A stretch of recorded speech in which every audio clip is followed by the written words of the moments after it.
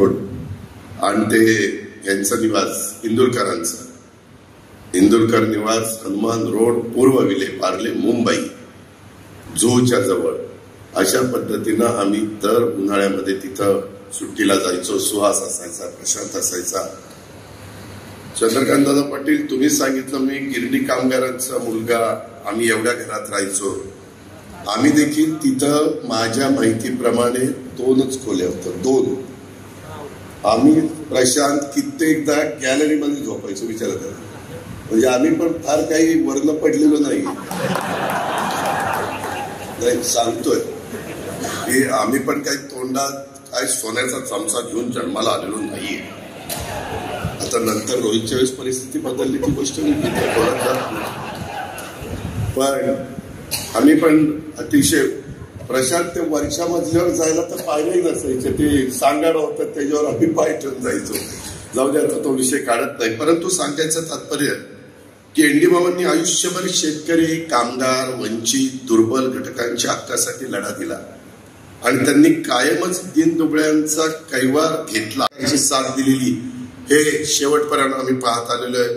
त्यांच्या सामाजिक कामात सोबत तर त्यांनी केलीच, परंतु एनडी मामांच्या सामाजिक शैक्षणिक कामाला न्याय मिळाला अशी माझी प्रामाणिक भावना या कार्यक्रमाच्या निमित्तानं मी इथं व्यक्त करतोय.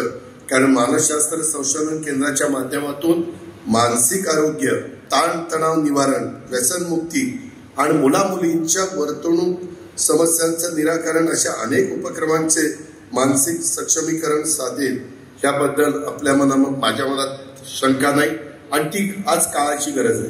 त्याचा उल्लेख माझ्या आधीच्या अनेक लोकांनी केला, त्याच्यामुळे ते रिपीट होईल म्हणून मी त्याचा उल्लेख करत नाही. आणि इथं उभारण्यात येणारं बहुउद्देशीय सभागृह, मी संगीताला सांगत होतो की कोल्हापूरच्या परिसरामध्ये जे काही आपण सभागृह करतोय, साधारण ते आणि हे मला एकसारखं वाटते. कदाचित आर्किटेक्ट एक असेल, पण बऱ्याच साम्य वाटतं. पण हरकत नाही, तुम्ही मनावर घेतलंय ते चांगलंच. तुम्ही त्या सगळ्या गोष्टीचा विचार केला असेल. आणि मगाशी आता बरंच काही रोहितने सांगितलं, मी 40 लाख देतोय. दादांनी, चंद्रकांत दादांनी एक पूज्य वाढवावं आणि मी अजून एक पूज्य वाढवावं. बरं सांगितलं नाही की दादा एक पूज्य वाढवतील, आमचे जयंत पाटील अजून एक पूज्य वाढवतील आणि अजित दादा अजून एक पूज्य वाढवतील. तेवढंच बाकी राहिलं होतं. फार चुरू चुरू चुरू चुरू बोलत होतं. म्हणलं गाडी फार फास्ट चाललेली.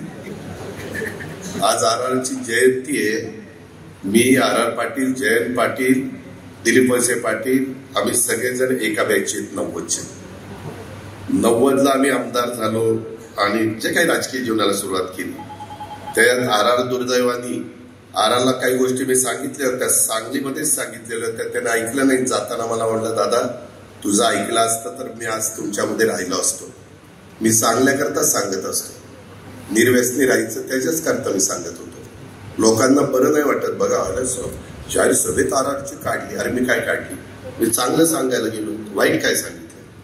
त्याच्यामुळं आम्ही सगळेजण 90ला आलो. 90ला पण आम्ही ज्युनियर होतो. 95 आलं आम्ही ज्युनियरच. 99 आलं आम्ही ज्युनियरच.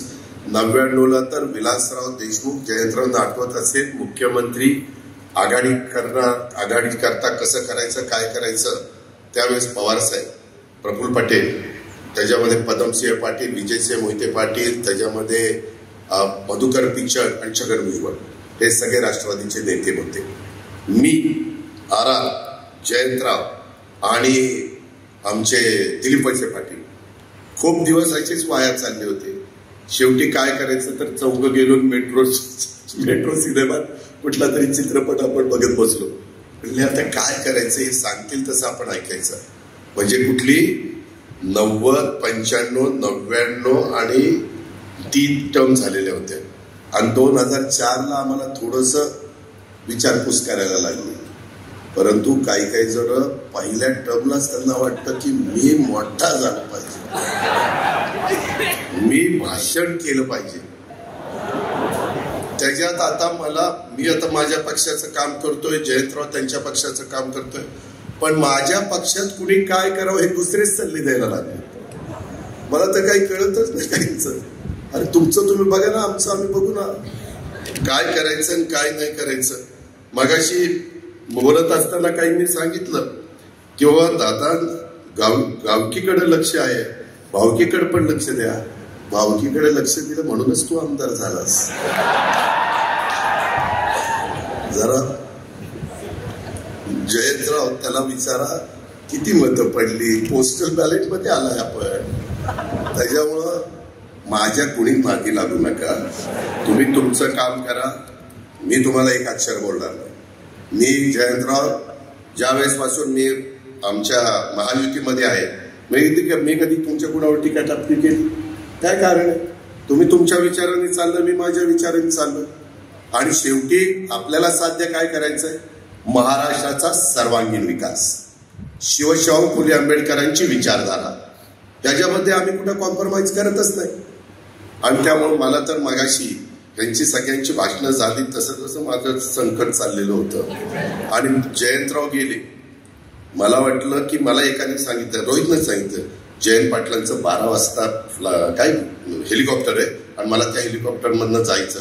अरे म्हणलं, माझं भाषण ऐकायला नेमकी दोघं नाही आहेत. मी तरी सगळं ठरवलेलं होतं. हे बोलून मात्र गेली. त्याच्यामुळं पण ती आली. शेवटी माझं नशीब फार चांगलं आहे. कसं का होईना ते पुढा जुळूनच येत आहे. मित्रांनो, मला एवढंच सांगायचं, मगाशी ह्यांनी तर मासायांनी सांगितलं, आवाजात प्रेमळपणा असलेलं देखणं नेतृत्व. जयंतराव पाटील, आम्ही काही देखणे नाहीये. वाळव्याला बोलवायचं, इथं बोलवायचं, आमचीच बिन पाण्याची करायची. ही देखणा आणि आम्ही काय बिन देखणा आहे? तुला बघतोच, ये माझ्याकडे कसं काय इथे. मित्रांनो, गमतीचा भाग जाऊ द्या. परंतु एकंदरीत बरेच विद्यार्थी विद्यार्थिनी बसले. मला त्यांना सांगायचं की बाबांनो,